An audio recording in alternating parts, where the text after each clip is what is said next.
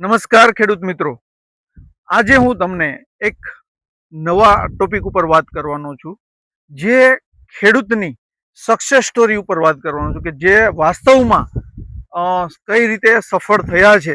તો એવા એક ખેડૂત એટલે કે હર્ષભાઈ પટેલ, જે ડોલપુર કંપાના છે અને 3 પેઢીથી જે બટેકાની ખેતી કરી રહ્યા છે. અને જો મોટી વાત કરીએ તો હમણાં એક ગ્રુપ ચાલી રહ્યું છે ખેડૂત ખેડૂત માટે. એવા જ ગ્રુપની અંદર મને પણ સામેલ થવાનો મોકો મળ્યો. તો એ લાઈવ કોન્ફરન્સની અંદર હું પણ જોડાયો અને એમાંથી જે મને નોલેજ મળ્યું છે અને જે માહિતી મળી છે, મને એવું થયું કે આ માહિતી બધા જ ખેડૂત સુધી પહોંચે અને એમનો લાભ કંઈક ને કંઈક કોઈ ખેડૂતને મળે, એ હેતુથી આ વિડીયોના માધ્યમથી તમારા સુધી પહોંચાડવાની કોશિશ કરું છું. સૌ પ્રથમ આ જે માહિતી છે એ ખેડૂતના સક્સેસ સ્ટોરીની વાત છે. જેમ કે હર્ષભાઈ પટેલની મેં તમને વાત કરી, એમણે જમીન કે માટીનો ટુકડો નથી ગણ્યો, જમીનને માં ગણી છે. જેમ આપણી માને આપણે કેટલું ધ્યાન રાખતા હોય છે, જેમ ઝેર નથી આપતા, જેમ ખાવાની બાબતમાં ધ્યાન, એવી જ રીતે જમીનને પણ એને માં ગણી છે, જેથી એ ઝેર નથી આપતા.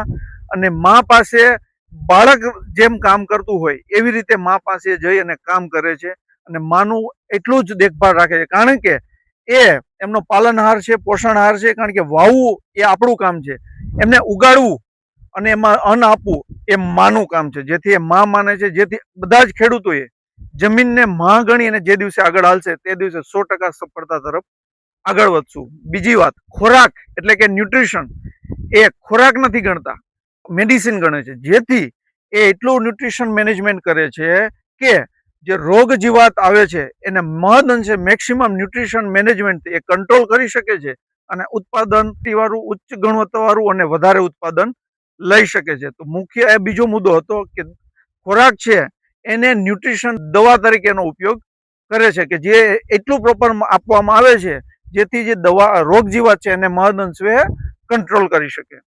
વાત નંબર છે 3ની, જેમ પેલી વાત કરી જમીનને માં ગણવી, બીજી વાત કરી કે ખોરાકને ન્યુટ્રિશન એટલે કે મેનેજમેન્ટ મેડિસિન તરીકે આપવું, જરૂરિયાત પ્રમાણે આપવું.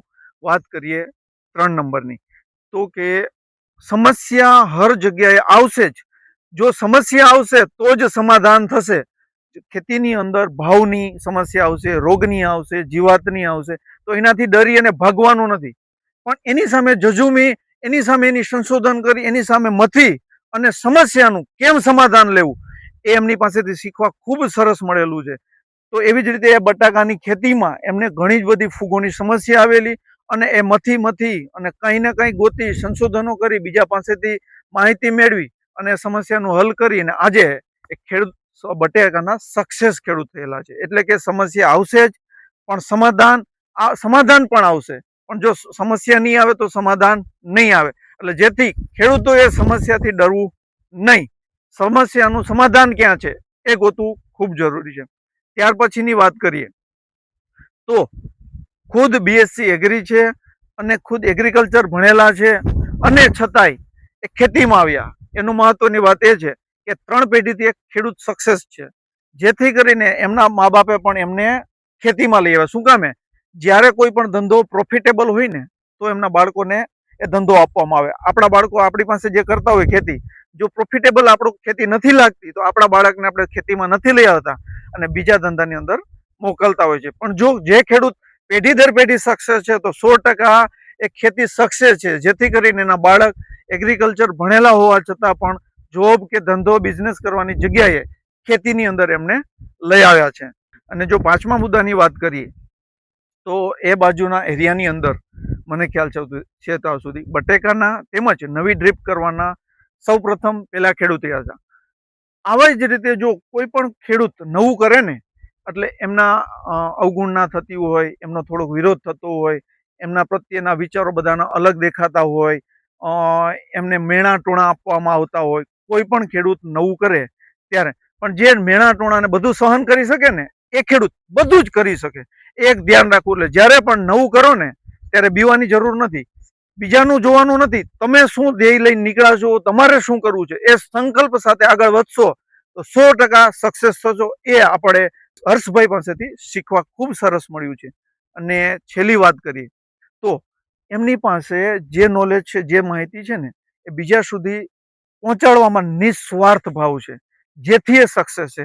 તો હંમેશા ખેડૂતોએ સક્સેસ થવા માટે પોતા પાસે જે પણ જ્ઞાન, નોલેજ, માહિતી, જે પણ ભંડોળ છે એ બીજા સાથે જો પહોંચાડવાની ભાવના હશે ને, તો એની પાસે પણ ઉપરવાળો પણ એમની ભાવનાઓનું ધ્યાન રાખી અને પોતાની જે ભાવનાઓ છે કે કોકનું સારું કરવું, તો ખુદનું પણ એટલે જ સારું થતું. ને એટલે જ હાલમાં હર્ષભાઈ વિશે મારે આ માહિતી કેવી પડે છે કે એમના પાસેથી આ 6 થી 7 વસ્તુ મને પણ જાણવા મળી, અને આવી જ માહિતી તમારી પાસે હોય તો તમે પણ અમને મૂકતા હો, અને જેથી કરી અમે એક ખેડૂતથી બીજા ખેડૂત સુધી પહોંચે ને આમાંથી એક બીજાને શું મદદ થાય.